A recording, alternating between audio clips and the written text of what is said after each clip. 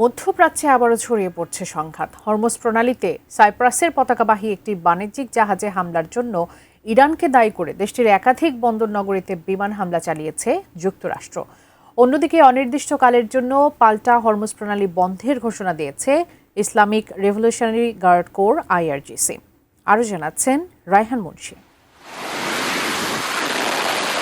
ইরানের বন্দর আব্বাস সহ একাধিক গুরুত্বপূর্ণ বন্দরনগরীতে আবারও বিমান হামলা চালিয়েছে যুক্তরাষ্ট্র। সমঝোতা স্মারক স্বাক্ষরের পর চলতি সপ্তাহে তেহরানের বিরুদ্ধে ওয়াশিংটনের এটি তৃতীয় দফার সামরিক অভিযান। মার্কিন সেন্ট্রাল কমান্ড সেন্টকম জানিয়েছে, হরমুজ প্রণালীতে বেসামরিক নাবিক ও বাণিজ্যিক জাহাজের নিরাপত্তা নিশ্চিত করতে ইরানের ক্ষেপণাস্ত্র ও ড্রোন ঘাঁটি, নৌসামরিক স্থাপনা, গোলাবারুদ গোদাম, যোগাযোগ নেটওয়ার্ক এবং উপকূলীয় নজরদারি কেন্দ্রসহ প্রায় 140টি সামরিক লক্ষ্যবস্তুতে হামলা চালানো হয়েছে। আমি বুঝি নির্মাণের শিল্প, সালাম স্টিল বোঝে ডিউরেবিলিটি। সালাম still, most durable still.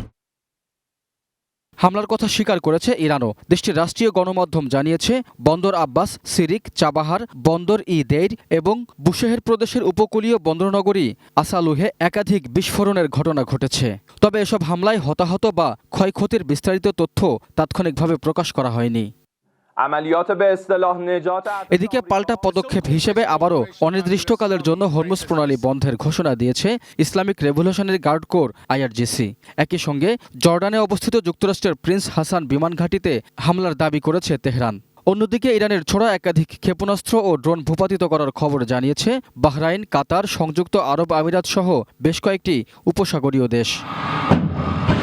Washington ও তেহরানের পাল্টাপাল্টি সামরিক পদক্ষেপে আবারও জটিল হয়ে উঠেছে মধ্যপ্রাচ্যের নিরাপত্তা পরিস্থিতি। তবে সংঘাত বাড়লেও হরমুজ প্রণালী দিয়ে এখনও বাণিজ্যিক জাহাজ চলাচল স্বাভাবিক রয়েছে বলে দাবি করেছে যুক্তরাষ্ট্র।